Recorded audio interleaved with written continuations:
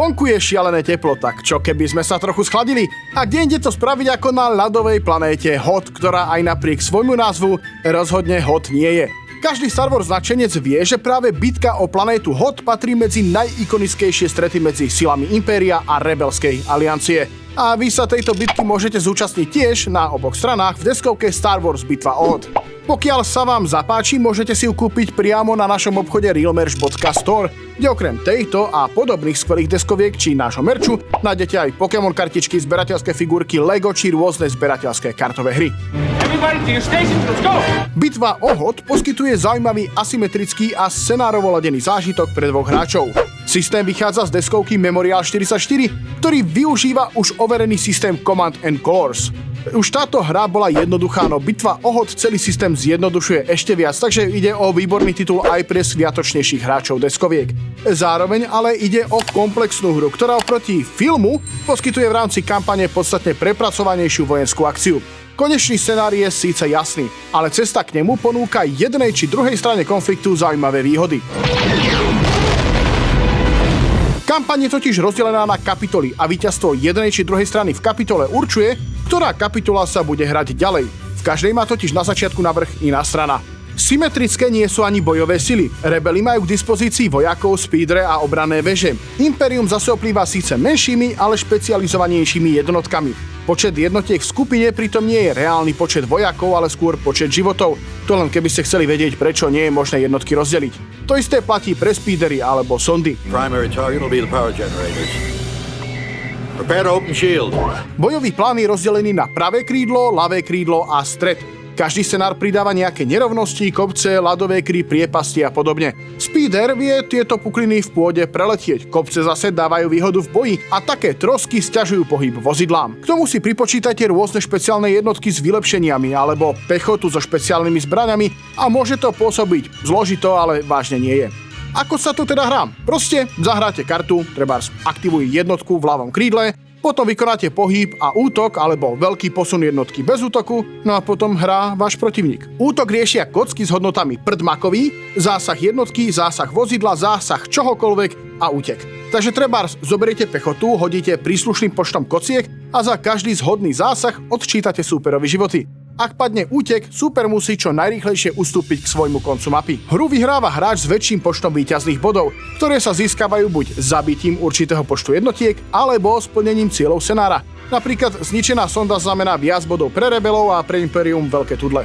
Alright boys, keep tight now. Luke, I have no approach vector. I'm not set.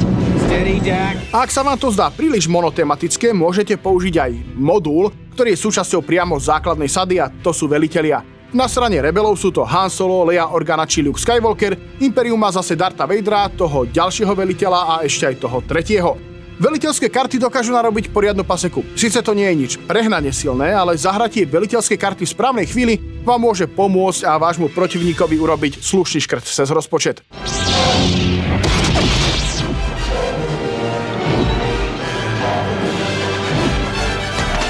Veliteľské karty hre pridávajú teda trochu viac variability, takže sa vám tak skoro neohrá.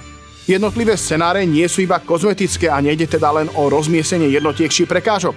Obsahujú rôzne dôležité miesta, ktorých obsadenie vám pridá ďalšie víťazné body. Umožňujú nekonečný príval jednotiek Impéria, sú tu eskortné misie, boj o miesta, ktorých obsadenie prináša okamžité víťazstvo a menia aj počet budov či počet kariet na ruke. Za špeciálnu zmienku stojí posledný scenár. Unikátna absurdita fungujúca ako plnohodnotné rozšírenie.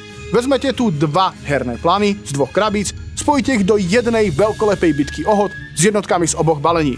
Epický súboj, kde slova ako prvý transport prešiel, pocítite ako úspech. Nabíjanie ionového kanóna, ktorý bude čistiť cestu vašim lodiam, ochrana generátorov, štítov, obrovské množstvo jednotiek na oboch stranách. Isté, že kupovať si dvakrát tú istú hru môže pôsobiť divne, ale Bitva o Hoth je zábavná, jednoduchá, lacná a prekvapivo komplexná Star Wars hra, ktorá ak bude baviť vás, tak nadchne aj vašich kamarátov. Takže mať dve kópie tejto hry v rámci vašej deskohernej skupiny nie je úplne nepravdepodobné. A vďaka tomuto špeciálnemu scenáru je zaručené, že sa ani na jednu z týchto kópií nebude prášiť. Spracovanie hry je pekné, figurky sa dajú namalovať pomerne jednoducho, však sú to všetko viac menej iba odtiene sivej a bielej a ani ich nie je až tak veľa. Ten sa rieši len za pomoci kartónových žetónov, pokiaľ teda neberieme do úvahy deluxe verziu, ktorú už je ťažké zohnať. Ale v dobe ľahko dostupnej 3D tlače môžete jednoducho vyriešiť aj túto estetickú požiadavku. Hra je určená pre 2 hráčov, hoci pravidlá riešia aj tímovú alternatívu pre 2 tímy.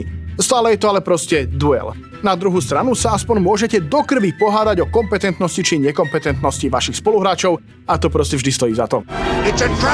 V bitve o hod vlastne nie je čo vytknúť, ani len ten členok totiž nemá. Je jednoduchá, prehľadná, variabilná a jasne čitateľná. Navyše prvú partiu zahráte za hodinku a to popri zjedení celej veľkej XXL pici a následnom premietaní nad svojimi zlými životnými rozhodnutiami. Lama karta navyše prehľadne vysvetľuje, čo ktorá jednotka robí, ako chodí, útočí alebo čo ju bolí.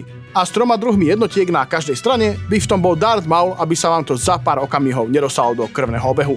Ja už len pripomeniem, že nie len túto hru, ale aj mnohé ďalšie môžete zakúpiť na našom e-shope realmerch.store, link nájdete v popisku a do ďalšieho videa nielen o deskovkách zase zdar!